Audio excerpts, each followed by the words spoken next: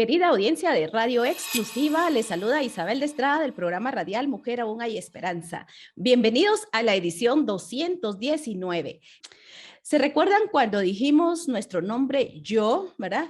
Te tomo a ti para ser mi esposo, para tenerte, sostenerte desde este día en adelante, para bien o para mal, en la riqueza y en pobreza, enfermedad y salud, amarte y respetarte hasta que la muerte nos separe. Esta, pues, ha sido una promesa solemne que hicimos en el altar a aquellas personas que nos casamos. Pero debemos de tener claro algo, que en el matrimonio muchas veces vamos a tener malos momentos y esos malos momentos son tan normales. No podemos pensar tampoco que somos los únicos que estamos pasando por ellos. Lo importante es resolverlos. Hoy estaremos hablando claves para que el matrimonio sea para siempre. Y en cabina me acompaña el licenciado Rolando de Paz, del Ministerio Familias en Paz. Así que bienvenido aquí al programa radial. Muchas gracias, es un privilegio estar con ustedes. De veras esperamos que todo lo que vayamos a conversar acá sea para edificación de todos los que tengan el privilegio de escuchar. Muchas gracias. Así que la palabra del Señor nos dice en Cantares 8, del 6 al 7, grábame como un sello sobre tu corazón, llévame como una marca sobre tu brazo. Fuerte es el amor como la muerte y tenaz la pasión como el sepulcro. Como llama divina es el fuego ardiente del amor. Ni las muchas aguas pueden apagarlo, ni los ríos pueden extinguirlo. Quisiera preguntarle, ¿es la voluntad de Dios que los matrimonios sean para siempre? Por supuesto que sí. Justo cuando estaba haciéndonos recordar ese día en que dijimos esas palabras y afirmamos esos votos, uno llega con toda la ilusión y con toda la ilusión de que sea para siempre. Pero lamentablemente vemos las estadísticas a nivel social, a nivel país incluso dentro del círculo cristiano evangélico, ¿no? Un alto índice de divorcios y separaciones. Y eso es constante. Uno ve las estadísticas y ve que los matrimonios suben, pero también los divorcios van subiendo, las estadísticas van incrementándose. Y uno se pregunta, ¿ahí realmente es para siempre? Y esa es la pregunta que a veces uno se hace de veras, ¿la unión de dos personas es para siempre? Y la respuesta es un total y contundente sí. Sí, Dios quiere que el matrimonio sea para siempre. De hecho, estamos diseñados, el hombre y la mujer, para vivir juntos. Ya no podemos vivir en soledad. Ni el hombre puede decir, no necesito de una mujer, ni la mujer puede decir, no, yo no necesito de un varón. ¿Por qué? Porque hay complementariedad y hay sabiduría ahí en el diseño de Dios.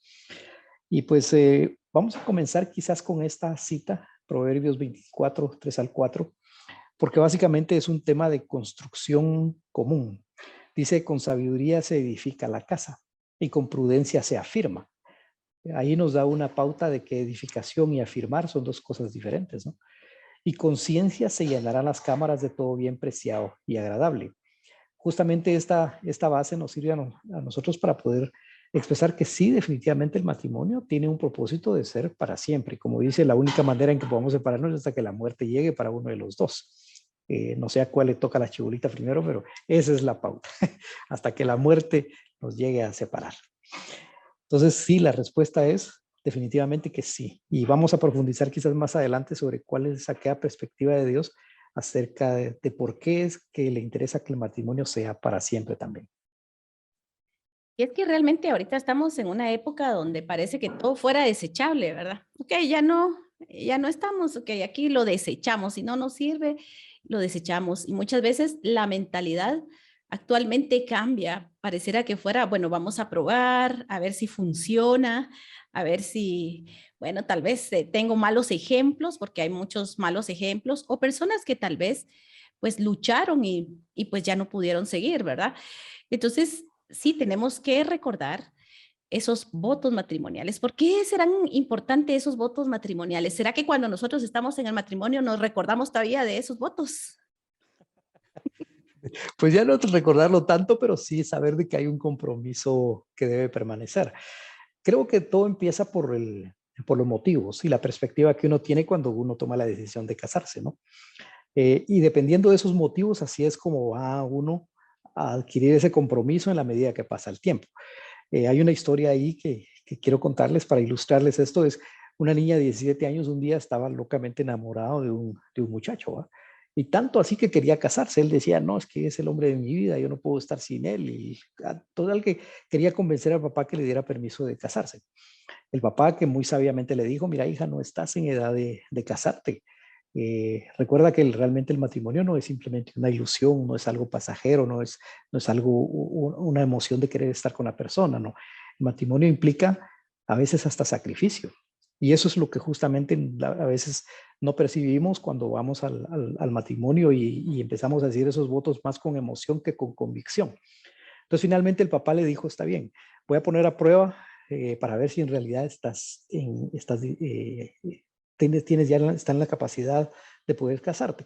Entonces le dijo, vas a ser encerrada en un ambiente controlado con este muchacho durante 40 días. Vas a estar encerrada ahí y vamos a ver qué sucede. Porque no es lo mismo estar con una persona por un ratito que ya vivir con él 24 horas al día. Entonces es importante eso, que conocerse. Entonces viene y los reunieron, empezaron a vivir los primeros días, todo era felicidad, ¿no? Todo era felicidad. A la semana ya le había pasado un poco la emoción. Ya empezó a notar cierta rutina y aburrimiento. Ya la muchacha, ya cuando empezó a vivir con él 24 horas al día, empieza a notar que realmente desconocía a la persona con la cual decía que se iba a estar para siempre, ¿no? A las semanas ya estaba harta. Ya no quería saber nada del muchacho, rogándole al papá que la sacara del encierro. Cuando finalmente el papá accedió y dijo, gracias, le digo por haberme librado de esto, de la mala decisión, pero háblame en realidad qué es el matrimonio en sí. Pues el matrimonio, le dijo, no es una ilusión. O realmente le dijo, mi mayor consejo es que no hagan del amor una prisión. No hagan del amor algo en la cual ellos tengan eso de tener que estar, ¿sí? Es importante crecer, que crezcan juntos, pero no uno a la sombra del otro. ¿Por qué? Porque no es lo mismo una ilusión pasajera que ya tomar una decisión para unirse de manera permanente. Una relación fuerte en realidad no se construye con base a emociones. Una relación se debe construir todos los días y debe haber un compromiso y una convicción. Debe haber una intención detrás de los cónyuges de poder construir un matrimonio. Si no existe esa intención y esa convicción de querer estar y construir una vida en común, entonces ahí vamos a empezar a fracasar. Porque si nos vamos por la emoción, porque un sentimiento, eso al final nos damos cuenta que después se acaba. ¿Sí? Y más si se están casando por una atracción física. Eso es lo peor que pueden hacer, ¿no? Porque al poco tiempo uno engorda y se envejece. Claro. Entonces ahí queda fuera esa atracción, ¿no? Todo cambia, ¿verdad? Y si esto me hace Sí. recordar lo que dice el doctor Gary Chapman, ¿verdad? Que el noviazgo es una ilusión y ya casarse es vivir en la realidad, es poner los pies sobre la tierra y pues a veces pensamos que solo de amor vamos a vivir y no es cierto, hay responsabilidades, hay mucho que tenemos que experimentar. Gracias por darle like al video y suscribirte a este canal. Mujer, aún hay esperanza. Hoy estamos hablando claves para que el matrimonio sea para siempre y nos acompaña en cabina el licenciado Rolando de Paz. En el segmento anterior, pues dijimos que se necesita intención, convicción y compromiso para un matrimonio. La palabra del Señor nos dice en Génesis 2:24, por eso el hombre deja a su padre y a su madre y se une a su mujer y los dos se funden en un solo ser. Le pregunto, ¿cuáles considera que son los principios para edificar matrimonios fuertes? De acuerdo. Primero, tener esa convicción de que el matrimonio es la voluntad de Dios y que es para siempre. Justamente esto me lleva a Mateo 19, del 4 al 8, porque cuando algunas personas quisieron probar a nuestro Señor Jesucristo con una pregunta respecto al matrimonio. Entonces le decían, si el matrimonio es, según el modelo de Dios, que sea para siempre, ¿por qué es que Moisés permitió el divorcio? Fue una pregunta capciosa porque obviamente lo tenían a Moisés como realmente el instrumento que Dios usó para poder darnos la ley, ¿no? Y Jesús dice ahí en Mateo 19, y esa es quizás es la única cita en donde Jesús habla directamente acerca de la relación matrimonial. Dice, él respondiendo dijo, ¿no habéis leído que al principio los hizo varón y hembra? Por eso dijo, dejará al hombre padre y madre y se unirá a su mujer y los dos serán una sola carne. Así que ya no son dos, sino una sola carne, por tanto lo que Dios juntó no lo separe el hombre. Y ahí fue donde dijeron, ¿por qué pues mandó Moisés a dar carta de divorcio? Él dijo, por la dureza de vuestro corazón. Entonces, justamente aquí está la pauta. Aquello que Dios estableció, a veces la sabiduría humana pretende ser mucho más sabia que la de Dios y empezamos nosotros a pretender poner nuestros propios criterios. Y ahí es donde empieza los criterios humanos a influenciar en la cultura. Entonces vemos hoy de que, como usted bien lo comentaba al principio, a veces tenemos el matrimonio como desechable precisamente porque estamos influenciados por una sabiduría humana más que por la sabiduría divina. Cuando uno como cristiano toma de base las Sagradas Escrituras, encuentra estos principios, debe saber que son principios absolutos que Dios ha dado para normar nuestra vida. Entonces no debemos de dejarnos influenciar por aquellas corrientes del mundo que nos dicen que sí, mira, prueba, nada más, si quieres prueba, ve al matrimonio si te funciona, bueno, si no se separan y no hay problema. No es ese el modelo bíblico. Dios quiere que de veras detrás haya una convicción, que cuando nosotros lleguemos realmente a casarnos tengamos esa seguridad y esa convicción. Y aquí es donde realmente empiezan los principios que quería compartirles, que realmente son cuatro principios vamos a compartir hoy. Y quiero comentarles esto y quiero ilustrarles esto. Hay un libro que se llama El ocaso y la caída del Imperio Romano. Este libro fue escrito en 1787 por Edward Gibbon. Y ahí analiza y establece 5 causas del deterioro y posterior caída del Imperio Romano. Primero decía, un crecimiento descomunal del divorcio. Era una de las causas. ¿Por qué? Porque se tenían poco la santidad y dignidad del matrimonio y del hogar. Entonces, cuando uno empieza a minimizar aquello que Dios estableció para bendición del ser humano, es cuando uno empieza a deteriorar la moral de uno como individuo y la moral de la sociedad. Entonces, vemos hoy de que ese es un denominador común en nuestra sociedad. Se minimiza o tiene en poco el compromiso matrimonial y el compromiso familiar, que entonces es una de las causas que incluso puede hacer caer grandes sociedades, ¿no? Segundo, el crecimiento de los impuestos para financiar comida y circo, el famoso circo romano, ¿no? Tercero, la alocada búsqueda del placer. Cuarto, la construcción de armamento creyendo que habían enemigos externos cuando en realidad el enemigo era interno en cuanto a la decadencia moral que los mismos individuos estaban teniendo. Y de último, la ruina de la religión porque se convirtió simplemente en un formalismo, en una religiosidad, en actos externos, pero que no había una transformación interna en el individuo. Eso es justamente lo que menciona Edward Gibbon en su libro. Y a partir de ahí vemos que realmente cuando las sociedades caen, cuando son imperios muy fuertes caen, es debido no solamente a factores externos, sino a factores muy internos. Entonces aquí justamente el matrimonio, para que sea fuerte, tenemos que cuidar aquellos aspectos internos. Si bien es cierto, hay presiones sociales, modelos diferentes a los bíblicos, pero realmente nosotros como creyentes tenemos que basar nuestra conducta, nuestros estándares morales y nuestro matrimonio en la conducta, en la palabra de Dios. Y ahí la primera pauta es realmente ambos tienen que construir un proyecto de vida en común. Si no van con esa intención, es difícil que puedan lograr mantener un matrimonio estable. Un proyecto de vida en común comienza desde el hecho que Dios dice en Génesis 2:23, cuando Adán ve a la mujer, ve a Eva cuando Dios se la presenta. Dice, esto es ahora hueso de mis huesos y carne de mi carne.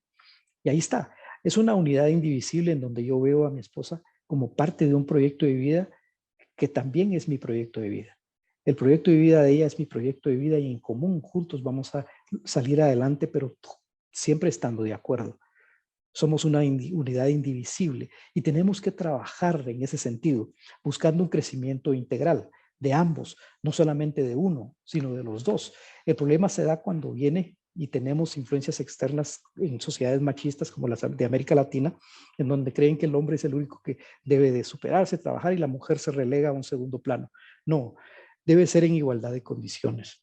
Tanto el hombre como la mujer deben de crecer, como el ejemplo que les puse al principio. Crecer no uno a la sombra del otro, sino que los dos buscar superarse y desarrollar un proyecto de vida en común. ¿Qué es lo que ayuda acá?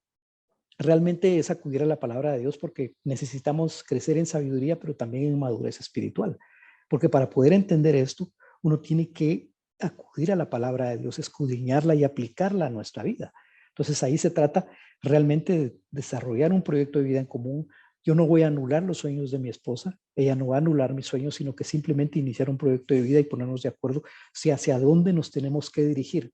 Y eso es desarrollar un proyecto de vida juntos.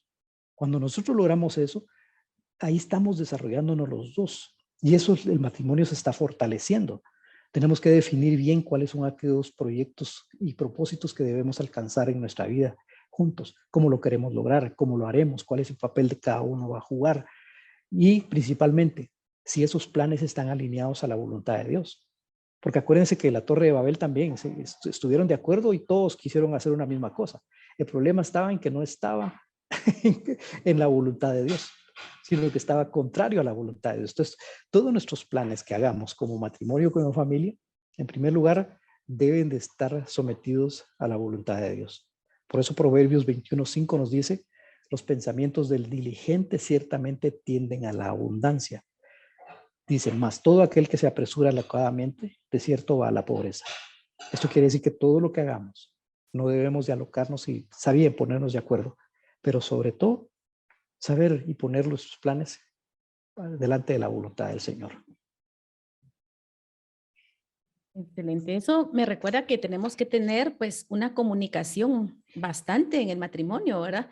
Porque a veces ni conocemos los sueños, ni sabemos qué es lo que quiere nuestra pareja. A veces solamente pensamos en nosotros.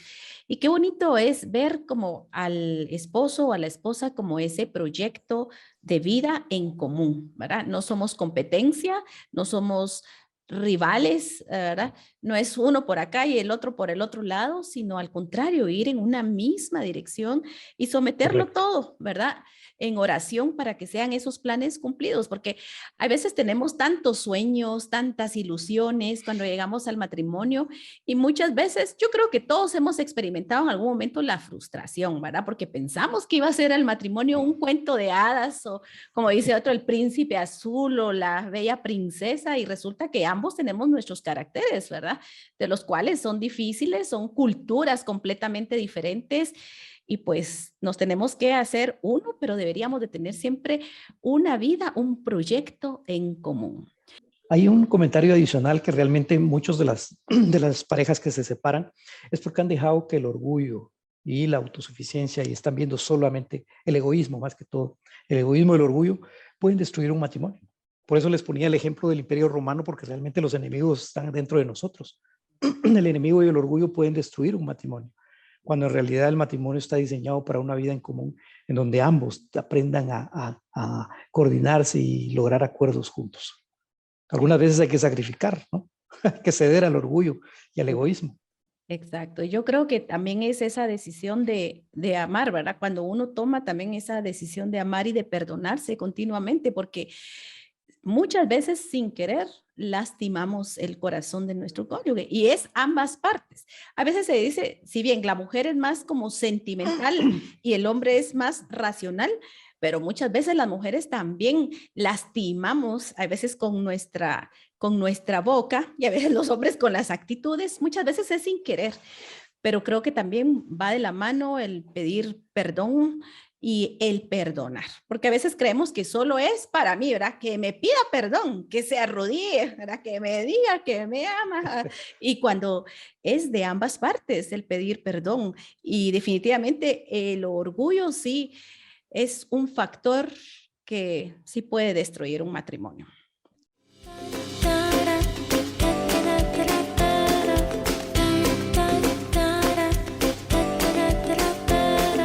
Mujer, aún hay esperanza.